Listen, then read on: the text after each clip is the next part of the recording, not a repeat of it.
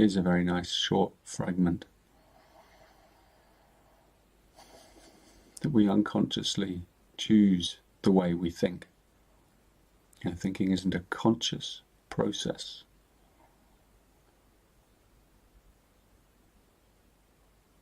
Our attitude molds our thought forms. A thought itself is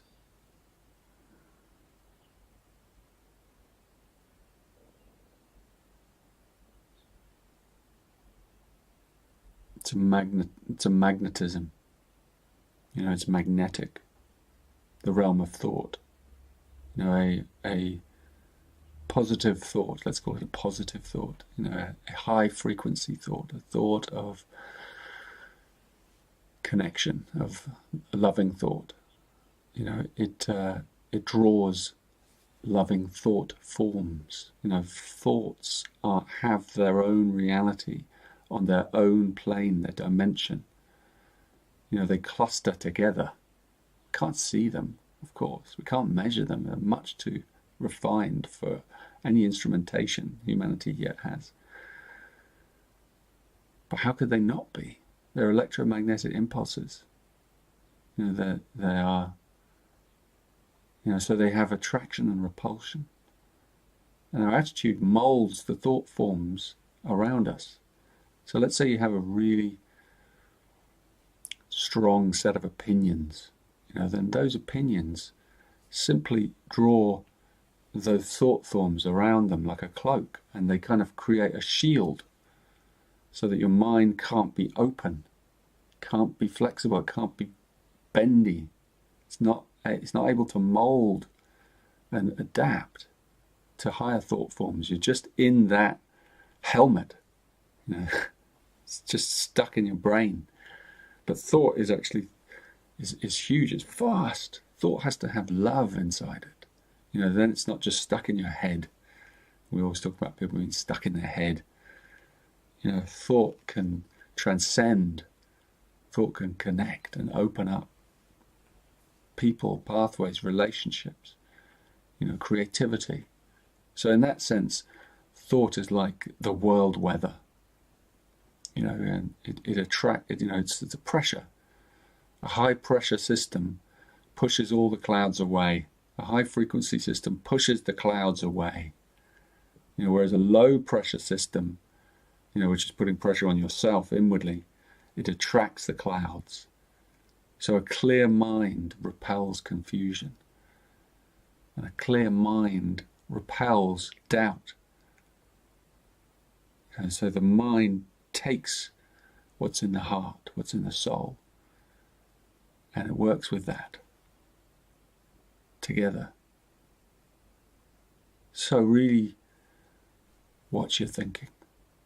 Watch it. And just see how it's working. See how certain thought patterns are drawing to you other thought patterns, and then they cluster around you and they close you down. And then out of that gets created, experiences. Whereas when you open them, you open your mind and you have loving thoughts, then your aura opens up, the clouds go away, and you start to feel clarity, you start to feel the heart open, you start to feel breath moving into your body, spirit.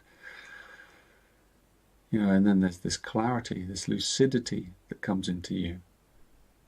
And your mind is no longer something trapped in this local area. It starts to travel into the possibilities of the cosmos. It starts to become truly creative, truly full of potential to do anything, to merge with the boundless, with the infinite. So we need to keep our minds young in that way, not by adding more thoughts, but by sifting. So, when you're reading something, or you're listening to the latest theory by someone, or you're watching an interview, or you're watching a film, or whatever, we have to sift all that information. And things that close us down, we let them go. We just don't attract them. We don't draw them in. It's like you don't You know, if you've got a load of people in a room arguing, you don't engage with those arguments. You listen, you watch, and then maybe at some point you can inject a higher thought, you know, a more open thought that breaks that chain, that pattern, that then that frees out those emotions that were blocked by those thoughts. So emotions rest upon our thinking. They rely upon the way we think. This is how we're programmed and reprogrammed through our childhood. You know, the emotions are an older part of us, but the mind, once we clear the thinking in the mind, you know, then we begin to open up the field of the emotions, and we feel better. We feel joyous again. We feel that clarity. So think about the thought weather that you are creating in your life on a daily basis, and how that's programming you, your life, the people around you. Think about that and see what different kind of thoughts you can attract. Just change the magnetism. This is what contemplation is.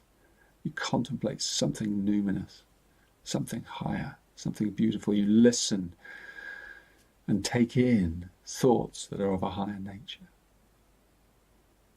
And then the weather clears, the sun comes out inside you. And you share that, and it's infectious to others. Open-mindedness, open-heartedness.